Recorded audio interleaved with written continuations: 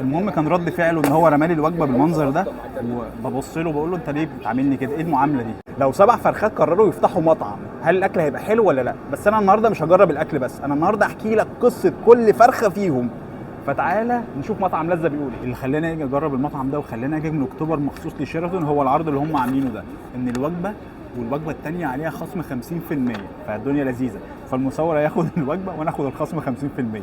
غير ان الاسعار لذيذه، يعني الاسعار بتبدا من 90 جنيه. احنا هنمشي واحده واحده احكي لك القصه وهنجرب الاكل ونشوف الدنيا تستاهل ولا ما تستاهلش. بس هي مشكلتهم بعد المسافه، شيراتون بعيد جدا، لكن تمام انا متفائل خير ان شاء الله. فيلا بينا نجرب واحده واحده ونشوف الدنيا عامله ازاي. تعالى نبدا باول حاجه بلذيذ.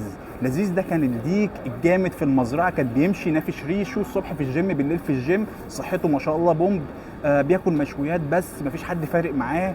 فانا عايز اقول له في الاخر انت اتحولت لايه؟ قرب كده مصور. في الاخر يا عم لذيذ لا مؤاخذه يعني انت اتحولت لوجبه 3 دبابيس مشويين معاهم 3 بطاطس وشويه رز وب 100 جنيه. يا عم لذيذ بالراحه علينا مش كده. ده شكل الدبوس، فواضح ان هو روستد في الفرن. فهنقول بسم الله، ودي اجمل لحظه بحبها ونخش.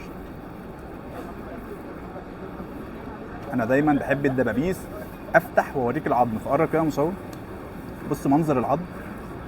بس انا عايز اقول لك حاجه، سبايسي نار نار من هنا لبكره، بس جاب طعمها حلو قوي، تتبيله لذيذه.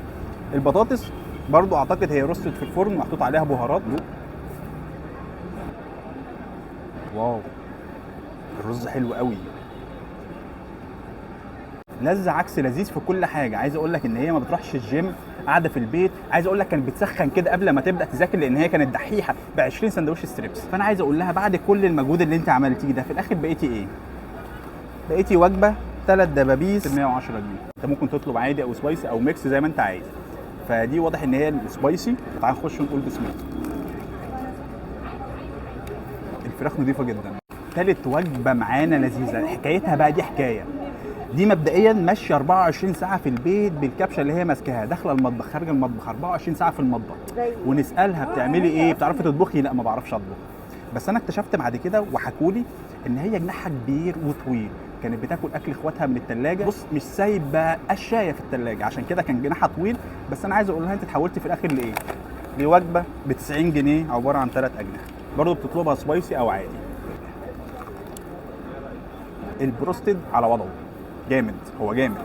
زوزو ده اخر العنقود، الطفل الصغير كده، الكتكوت الصغير اللي في العيله، دلوع بتاع مامته، كل حاجه يطلبها تتنفذ له، قموصه جدا. المهم في الاخر ساب مزرعته ورمى كراسته وراح مزرعه تانية. بص بقى الدماغ في الاخر بقى ايه؟ عباره عن وجبه 5 كفته. هي مبدئيا معموله في الفرن، شكلها حلو. وبص تتبيله الكفته لذيذه جدا. يعني ما تخيلش ان مطعم فراخ او ال7 فرخات اللي احنا صورناهم من شويه يعملوا الجوده دي. نخش على لذاذه، دي الام، دي ست الكل، دي ام الاولاد اللي احنا اتكلمنا عنهم ومرات زازا. هحكي لك انا على زازا بس بعد ما نخلص لذاذه.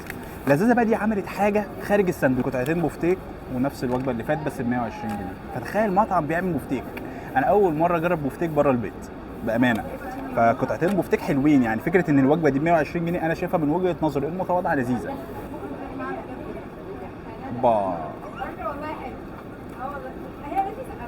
بص هو حلو، اللحمه حلوه قوي وطريه، بس يعني تتبيله هاديه، حاسسها هاديه شويه.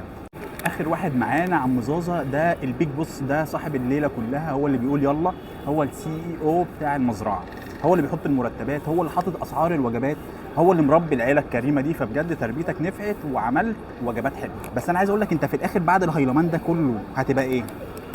عباره عن وجبه 3 قطع ستريبس ب 110 جنيه. فندوق نقول بسم الله.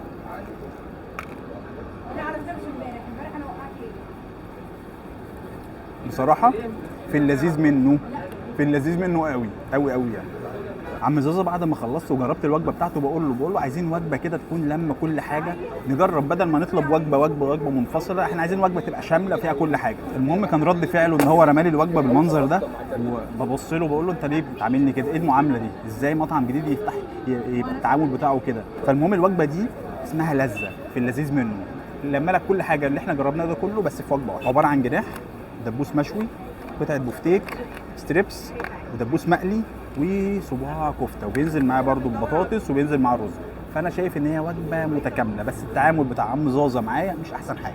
وجبه اسمها لزوز، عباره عن ايه؟ رز وبطاطس ودبوس مقلي، بس طبعا مش سبايسي لان الاطفال ما بيحبوش السبايسي. بينزل معاها عصير، بينزل معاه قصه، كل مره بيقول لك بينزلوا قصه. انا شايف دي وجبه لذيذه جدا لو الطفل طلبها، وبكام بقى؟ ب 60 جنيه. لو مش عاجبك الوجبات اللي احنا جربناها، هم عملوا لك سندوتشات راب في السريع جدا، فاحنا نبدا واحده واحده، وبيبدا من 75 جنيه، فيا باشا انت جامد جدا. فبس هم مشكلتهم ان هم مش كاتبين ده زوزو الكفته، وحاطط لك صوابع الكفته جوه كابوتشا وصوص. بس هندوق نقول بسم الله. سندوتش لذيذ، بس انا من وجهه نظري لو هاجي هطلب الوجبه مش هطلب السندوتش. هوبا ستريبس، هوبا خيار وكابوتشا وصوص، جد هو في اللذيذ منه. المهم احنا خلصنا الوجبات، فانا بقول للمصور هتاكل؟ قال لي لا مش هاكل. قلت له احسن وفرت، وانا اخد الوجبات دي ليا لوحدي. لا في ايس كريم بطيخ. ايس كريم بطيخ، ده اللي انا مستغربه بصراحه. انت ايه؟ انا طب تعالى هخش اجيب لك انا. تعالى هنجرب الميكس. هم عندهم فانيليا وعندهم ميكس وعندهم بطيخ، فتعالى كده بقى مصور، قرب قرب قرب قرب قرب. بص بص بص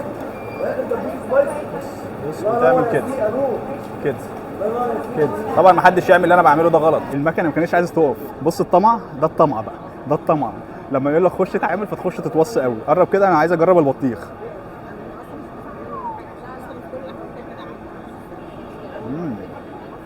جامد قوي.